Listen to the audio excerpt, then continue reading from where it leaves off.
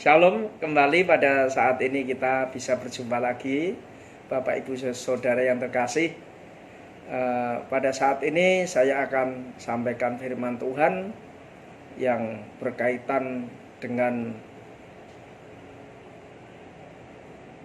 hari Pentakosta, di mana saya akan bahas tentang penerimaan atau persepsi atau pandangan rasul-rasul, khususnya Matius, Markus, Lukas, Yohanes, dan Paulus, yaitu tentang Roh Kudus itu sendiri.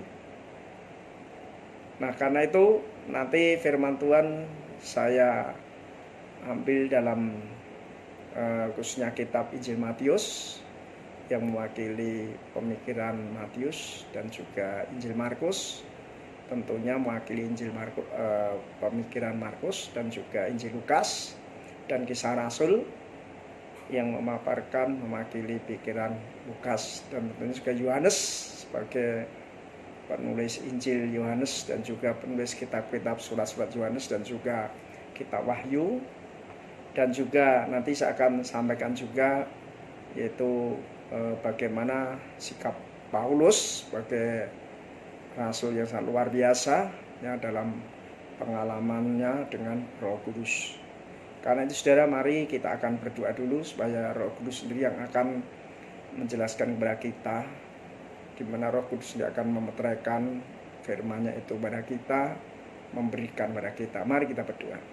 Tuhan Yesus, pada saat malam ini sebelum kami mendengarkan firman Tuhan lebih lanjut, kami mohon kepadamu Tuhan Yesus, biarlah tahirkanlah kami, tubuh jiwa roh kami ya Tuhan, agar kami menjadi seperti tanah yang baik, yang siap untuk menerima taburan firman-Mu, sehingga firman-Mu kami dengarkan dengan baik, firman-Mu dapat tertanam di hati kami, dan firman-Mu akan berakar, bertunas, bertumbuh dan berbuah ya Tuhan.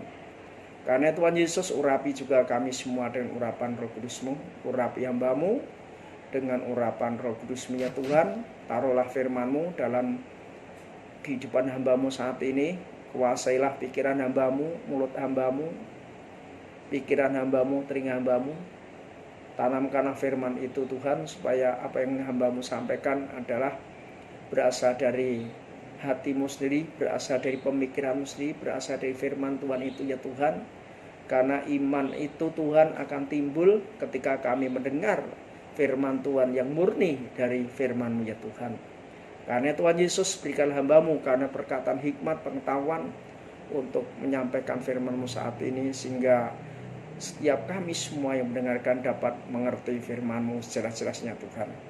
Dan berikanlah hikmat pengetahuan untuk memahami, dan juga urapi yaitu firman-Mu itu sendiri, supaya firman-Mu ketika tertanam itu akan hidup ya Tuhan. Dan biar Roh Kudus-Mu sendiri akan mengajarkan kepada kami semua, seperti firman mengatakan, biarlah pengurapan yang ada padamu itulah yang akan mengajarkan kamu sendiri, bukan orang lain. Terima kasih Tuhan, dalam nama Yesus kami berdoa, haleluya, amin. Bapak Ibu Saudara yang terkasih dalam Yesus Kristus, seperti yang saya ungkapkan tadi, saya akan sampaikan di sini yaitu pandangan Matius, Markus, Lukas, Yohanes, dan Paulus, yaitu tentang Roh Kudus. Nah, pandangan mereka tidak mereka peroleh dari orang lain, tapi prinsipnya dari pengalaman mereka sendiri, ya. Pengalaman mereka sendiri dengan Tuhan Yesus. Mereka mendengarkan ajaran Tuhan Yesus, dan itulah yang mereka sampaikan, saudara. Nah, kenapa 4 orang yang ingin saya sampaikan? Kalau 4 orang, 4 kitab ini bukan berarti satu sama lain berbeda, enggak saudara. Ya, kalau Alkitab itu ada perbedaan, itu bukan berbeda, bukan kontradiksi, bukan bertolak belakang, tapi saling melengkapi. Sehingga kita dapat menerima gambaran yang utuh, ya, tentang sesuatu yang ingin disampaikan firman Tuhan. Nah, makanya saya berusaha sampaikan ini dalam pandangan penerimaan 4 rasul, ya, yaitu Matius, Markus, Lukas, Yohanes, dan Paulus. Nah, yang pertama kita akan lihat apa yang disampaikan oleh Matius, ya. Yang pertama kita akan baca yaitu pemikirannya yang terdapat di dalam Injil Matius pasal 28 ayat 19. Demikian bunyinya. Karena itu pergilah, jadikanlah semua bangsa muridku, dan baptislah mereka dalam nama Bapa dan Anak dan Roh Kudus. Nah, Bapak Ibu Saudara yang terkasih, ada apa dalam ayat ini? Nah, kalau kita lihat dalam ayat ini, Tuhan Yesus memerintahkan bahwa kalau orang membaptis, harus membaptis dalam nama Bapa dan Anak dan Roh Kudus. Jadi ada 3 nama di sini. Bapa, Anak, dan Roh Kudus. Nah, artinya bahwa ketiga nama ini adalah setara. Bapa setara dengan Anak, dengan Roh Kudus. Sehakikat mereka ada Allah itu sendiri. Ya, jadi di sini Allah Bapa, kealahannya, hakikat Allahnya itu tidak lebih tinggi daripada Allah Anak dan Allah Roh Kudus. Demikian juga sebaliknya, semua sehakikat. Ya, Allah Bapa, Allah Anak, Allah Roh Kudus. Bapa adalah Allah, Anak adalah Allah, Roh Kudus adalah Allah itu sendiri. Ya, jadi artinya satu hakikat. Ya, satu hakikat dan 3 eksistensi. Nah, kalau dalam bahasa yang lebih mantap adalah dalam bahasa Yunaninya, yaitu homoousia. Ya, usia itu hakikat, Saudara. Ya, artinya hakikatnya itu adalah baik Anak, Bapa, Roh Kudus adalah hakikatnya itu Allah itu sendiri. Ya, kalau saya gambarkan yang paling gampang saya Haryanto. Saya satu, tidak ada yang lain. Tapi Haryanto bereksistensi jadi 3 misalnya. 1, Haryanto sebagai suami. Haryanto sebagai orang tua dari anak-anak saya. Dan Haryanto sebagai pelayan Tuhan. 3-tiganya Haryanto, tapi eksistensinya beda. Hak dan kewajibannya beda. Nah, jadi di sini Roh Kudus yaitu ditaruh dalam rumusan formula baptisan air. Itu membuktikan bahwa Roh Kudus itu adalah Allah itu sendiri. Ya. Roh Kudus adalah Allah itu sendiri. Artinya sehakikat dengan Anak, dengan Bapa. Ketiganya adalah satu. Satu hakikat, 3 eksistensi. Ya. Eksistensi, ekstasis. Jadi artinya perwujudan, penyataan. Ya, Saudara, dari Allah itu adalah Bapa, Allah, Anak, Roh Kudus. Nah, ini jadi di sini Matius ingin menyatakan kepada kita bahwa Roh Kudus itu adalah Allah itu sendiri. Roh Kudus itu hakikatnya adalah Allah. Nah, sehingga dengan demikian, Saudara, baik sifatnya, kuasanya, ya, itu juga sama. Ya, sama dengan yang lain karena itu Allah. Yang Maha Tahu, Maha Kuasa, Maha Hadir. Itu sama, Saudara. Ya, jadi dengan demikian bagaimana sikap kita? Ya, kita tidak bisa kita itu mengalahtirikan Roh Kudus. Ya. Karena semua sama, Saudara. Sehakikat. Walau eksistensinya beda. Kalau ada orang yang kata, oh, Allah Bapa mencipta, Allah Anak selamatkan, Allah Roh Kudus menghibur. Memang benar, Saudara. Tapi jangan lupa bahwa ketiganya pun 3 eksistensi itu tetap bersama-sama di sana. Jadi kalau Allah Bapa mencipta bukan berarti Bapa sendiri bertindak, ya kemudian Allah Anak Roh Kudus di surga sana. Enggak, sama-sama, Saudara. Ya karena memang satu itu adalah hakikatnya adalah Allah yang satu itu. Nah, kemudian yang kedua, Saudara. Ya. Yang kedua kita akan lihat yaitu dalam Injil Markus. Ya, jadi Injil Matius tadi menyatakan kepada kita bahwa Roh Kudus itu adalah Allah itu sendiri. Ya, Allah Roh Kudus itu adalah eksistensi yang 3. Ya, dari Allah Roh Kudus itu sendiri adalah Allah itu sendiri. Jadi implikasinya kita tidak boleh kita ini mengalahtirikan Roh Kudus. Ya, sama, ya. Nah, yang kedua kita akan lihat Injil Markus, yaitu di dalam pasal 13 ayat 11 dikatakan di sana. Dan jika kamu digiring dan diserahkan, janganlah kamu khawatir akan apa yang harus kamu katakan. Tetapi katakanlah apa yang dikaruniakan kepadamu pada saat itu juga. Sebab bukan kamu yang berkata-kata, melainkan Roh Kudus. Sebab bukan kamu yang berkata-kata, melainkan Roh Kudus. Nah, demikian juga dalam Markus pasal 16 ayat 20 juga dikatakan, mereka pun pergilah memberitakan Injil ke segala penjuru, dan Tuhan turut bekerja. Tuhan turut bekerja dan meneguhkan firman itu dengan tanda-tanda yang menyertainya. Nah, jadi saudara anak Tuhan di sini ketika menghadapi persoalan, ya, ketika melayani dan sebagainya, saudara, itu tidak sendiri. Ya, kenapa? Sebenarnya pada prinsipnya Roh Kuduslah yang bekerja. Roh Kuduslah yang bekerja. Ketika kita melayani pekerjaan Tuhan, ya, kita melayani, maka sebenarnya Allah sendiri yang bekerja. Ya, Allah sendiri yang bertindak. Dan ini ditegaskan dalam pasal 16 ayat 20 tadi. Tuhan turut bekerja dan meneguhkan firman itu dengan tanda-tanda yang menyertainya. Jadi ketika hamba Tuhan menyampaikan firman Tuhan, maka sebenarnya Roh Kudus itu sendiri yang menghidupkan firman itu. Roh Kudus itu sendiri yang menyampaikan firman itu. Roh Kudus itu sendiri yang menggenapi firman itu. Ya, jadi dalam penyampaian firman Tuhan, manusia itu sebagai satu katalah teman kerja Allah, kurator Allah yang bekerja, bertindak, maka Roh Kudus menyertainya, saudara.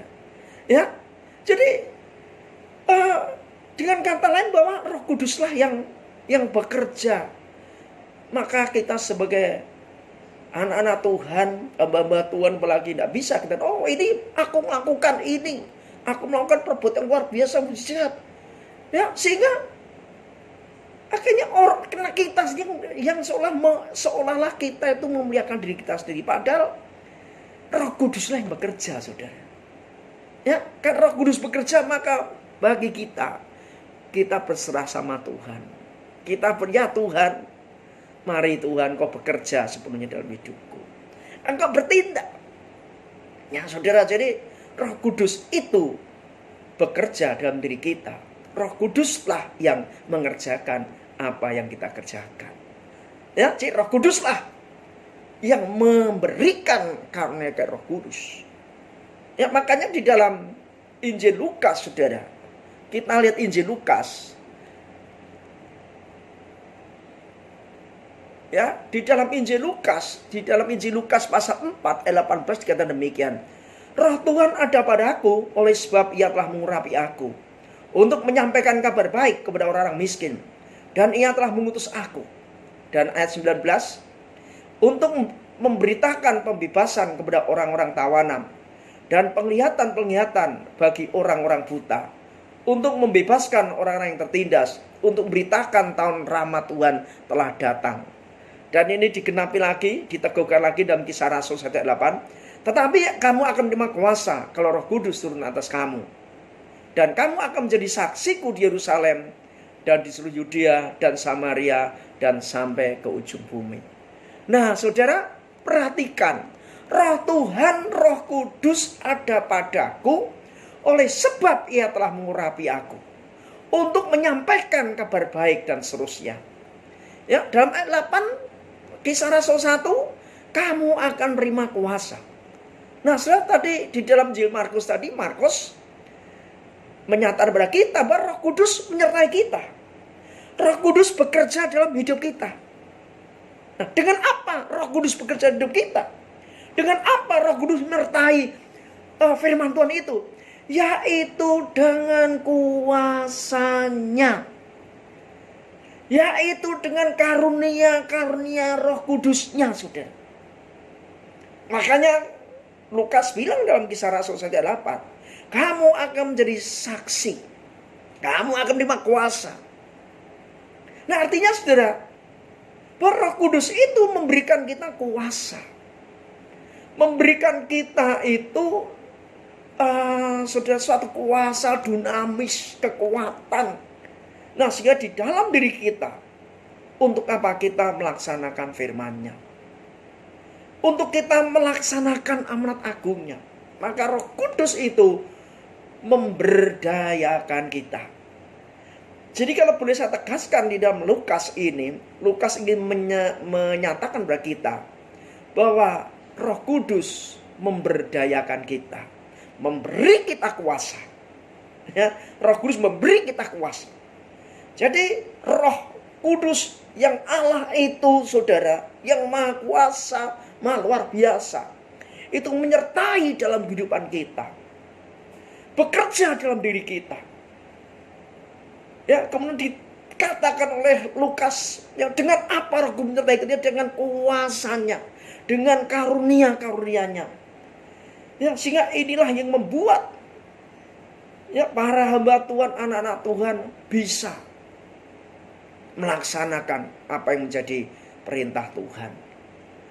Nah, saudara, dan dalam hal ini ya saudara, jadi kita melihat bahwa kalau Injil Matius mengatakan bagi kita bahwa Roh Kudus adalah Roh Allah itu sendiri.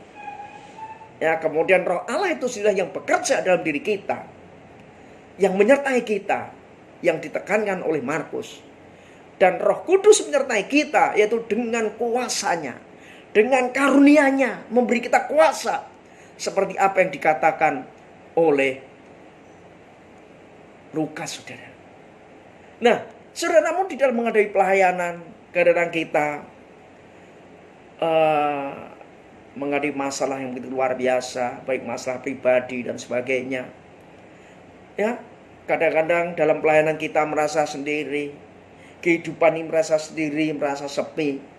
Tapi Yohanes mengatakan kepada kita tentang Roh Kudus itu siapa, saudara? Dalam Yohanes pasal yang ke-14 ayat 16 sampai ayat 16, 17, 18 dikatakan demikian. Aku akan minta kepada Bapa dan Ia akan berikan kepadamu seorang penolong yang lain, supaya Ia menyertai kamu selama-lamanya, yaitu Roh kebenaran.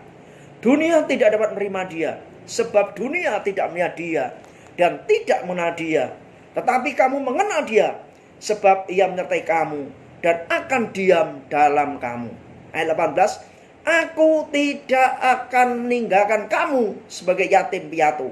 Aku datang kembali kepadamu.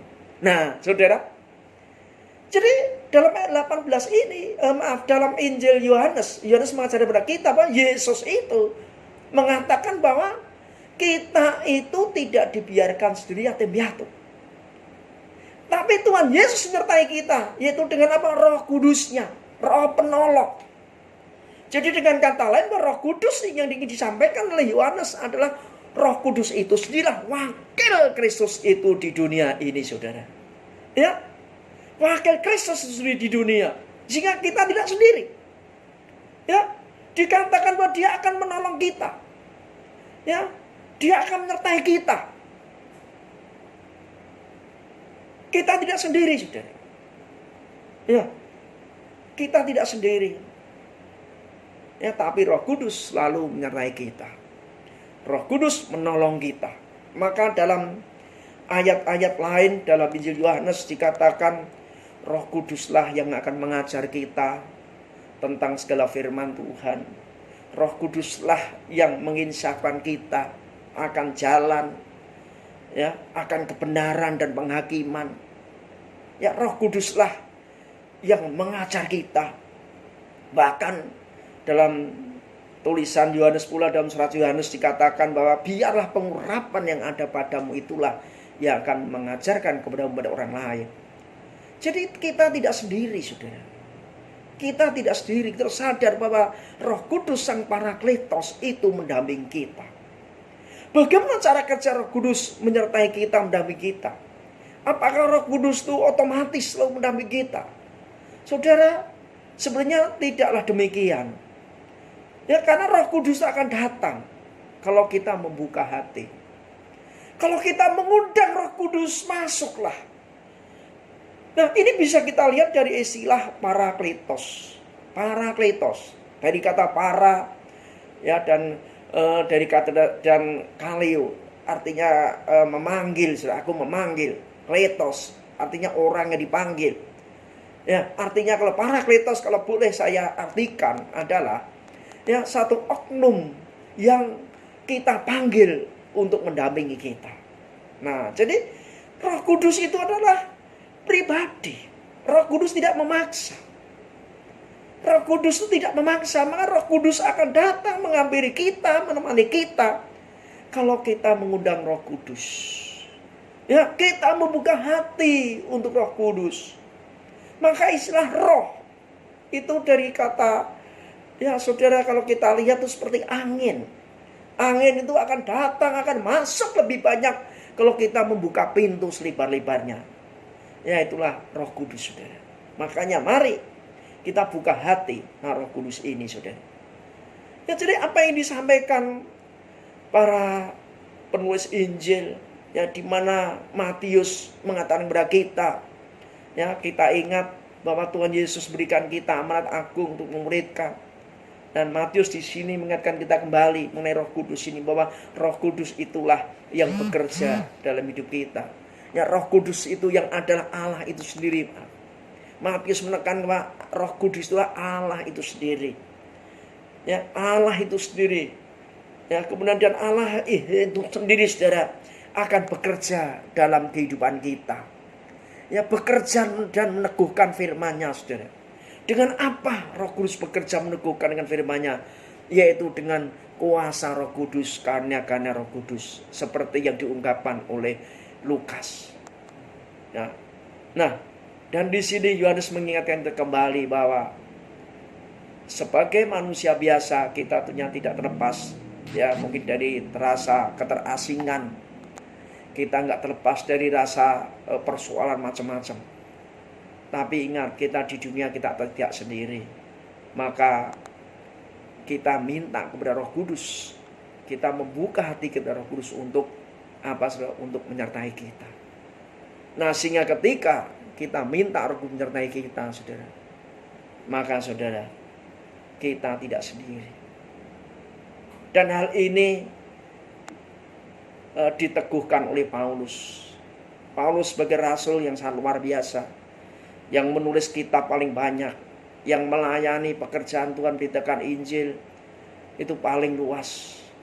Ya, saudara, Paulus dengan rendah hati, Paulus dengan rendah hati mengatakan di dalam 1 Tesalonika pasal 1 ayat 5, sebab Injil yang kami beritakan bukan disampaikan kepada kamu dengan kata-kata saja, tetapi juga dengan kekuatan oleh Roh Kudus dan dengan suatu kepastian yang kokoh. Saudara, dia mengatakan, memang kamu tahu bagaimana kami bekerja di antara kamu oleh karena kamu. Paulus sebagai hamba Tuhan yang sangat luar biasa. Dari segi pendidikan, dia yang paling tinggi di antara para rasul yang lain. Dari segi umur, dia muda, paling muda. Tapi karyanya sangat luar biasa. Kenapa?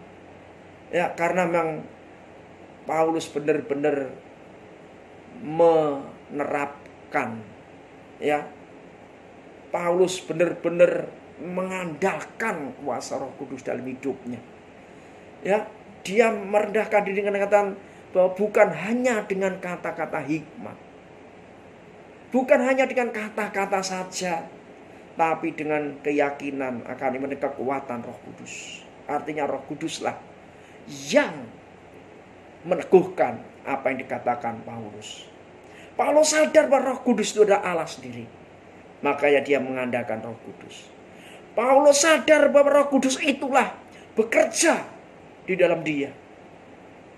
Paulus sadar bahwa karena Roh Kudus kerja di dalam diri dia, ya, Roh Kudus memberi dia kuasa.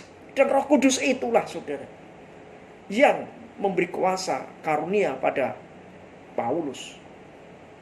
Dan Roh Kudus itu pula yang selalu menyertai Paulus kemanapun Paulus pergi. Maka hampir dalam seluruh kitab Paulus, saudara, surat-surat Paulus menyinggung tentang Roh Kudus.